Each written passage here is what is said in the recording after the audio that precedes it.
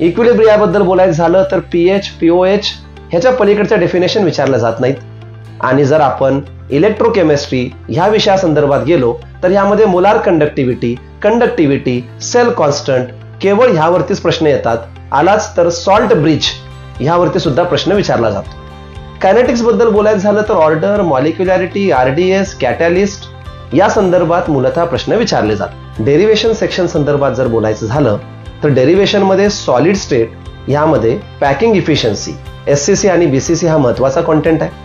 Solution मध्ये हे 6 फॉर्म्युले, त्याचे डेरिव्हेशन विथ राऊट्स लॉ हा महत्वाचा कॉन्टेंट आहे. त्याचबरोबर आयनिक इक्विलिब्रियामध्ये ओस्टवाल्ड डायल्युशन लॉ ह्याचं डेरिव्हेशन विचारलं जाऊ शकतं.